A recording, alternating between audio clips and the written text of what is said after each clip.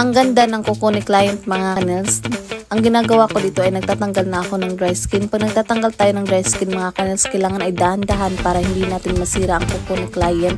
At napakaganda pa naman ito.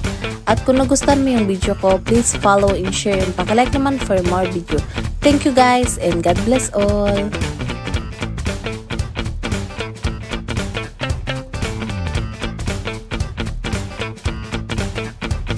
Hello guys! This video is Ingron Lugit at nagtatanggal na naman ako dito ng mga dry skin at saka Ingron ni client mga kanels. Ganito lang talaga ako pag nagkakat mga kanels. Maliit lang ako pag nagkakat ng kuko ni client at dahan-dahan ko to ipopush mga kanels hanggang dulo para wala tayong maiwan. Ganyan lang mga kanels para ingatan din natin ang kuko ni client mga kanels para hindi natin ito masira. At kung nagustuhan mo yung video ko, please follow and share and paki-like naman for more video. Dahil palagi ako nag-upload ng mga manicure, pedicure, nail art at saka Ingron Lugit. At sa mga taong palagi nag-share ng mga video ko, thank you so much guys and God bless all! Hello guys! Satisfying ang video natin mga kanels dahil nakuha natin ng buo ang Ingron ni client mga kanels. Tignan nyo yan. Napakaganda at napakabilis lang natin natanggalan dahil napakaganda ng kuko ni client mga kanels. Halatang iniingatan niya ito kaya kailangan din ingatan natin ito para hindi natin masira ang kuko ni client mga kanels. Ganyan lang tayo mag-push mga kanels. Kailangan ay dahan-dahan lang para makuha natin ito ng buo at hindi tayo mahirapan. At pagkatapos niyan mga kanels ay dahan-dahan ko na itong hilahin dahil malambot na ito.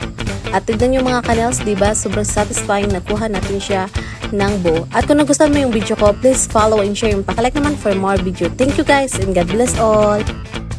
Meron akong followers na nagtanong sa comment section kung pagkatapos ko daw magtanggal ng Ingron Lugit, ano na daw yung next na sinusunod ko. Ito na yung mga kanels, nag-aalis na ako ng mga dumi sa ilalim ng kuko ni client mga kanels. Kailangan ay magdaan-daan lang tayo pagtanggal ng mga dumi mga kanels dahil kahit lang ganito lang ito, masasaktan yung client natin pag hindi maayos ang pagkakatanggal natin ng mga dumi sa ilalim ng kuko niya mga kanels. Ganyan lang at kailangan ay tanggalin natin lahat. At kung nagustuhan mo yung video ko, please follow and share and paki-like naman for more video.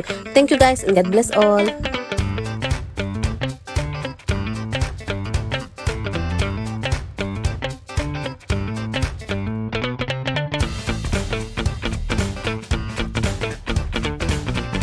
Hello guys! Pagkatapos ko alisin ang mga Ingron at saka dry skin ni client mga kanels, dino-double cleaning ko ito mga kanels para tanggal talaga natin lahat ng mga dry skin at saka mga dumi sa kuko ni client mga kanels. Tignan nyo yan kung gaano kalinis ako maglinis mga kanels.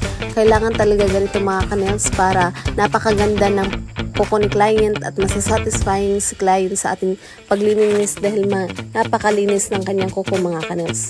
At kung nagustuhan mo yung video ko, please follow and share and paki-like naman for more video. Thank you guys and God bless all!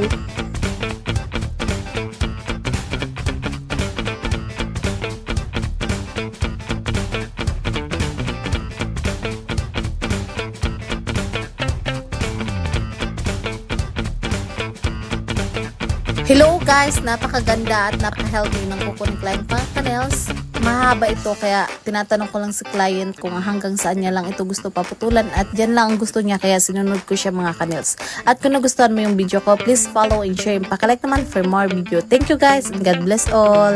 Napakaganda at napaka-healthy ng kuko ni client mga kanels at ang ginagawa ko nandito ay naglalagay ako ng base coat para ma-protect natin ang magandang kuko ni client. At kung nagustuhan mo yung video ko, please follow and share and paki-like naman for more video. Thank you guys and God bless all!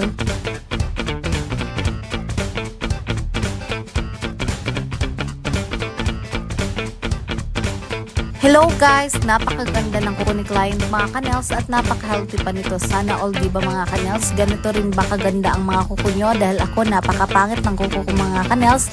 Ang iksi na at palagi pa itong napuputol agad. Kaya sana all talaga sa mga client ko na ganito, napakaganda talaga ng mga kuko nila. At dito mga kanels, naglalagay na ako dito ng natural polish. First coat pa lang ito mga kanels, manipis lang ito dahil tapos ko itong linisan, nalisan ko ito ng mga dry skin at saka mga Ingron. Kaya ngayon ay naglalagay na ako ng natural polish. Pagkatapos niyan mga kanels, ay second coat ko ito para mas maganda ng tignan ang natural polish ni client. At kung nagustuhan mo yung video ko, please follow and share. Paki-like naman for more video dahil palagi ako nag-upload ng mga manicure, pedicure, nail art at saka Ingron Lugit. At sa mga taong palang palagi nag-share ng mga video ko, thank you so much guys and God bless all!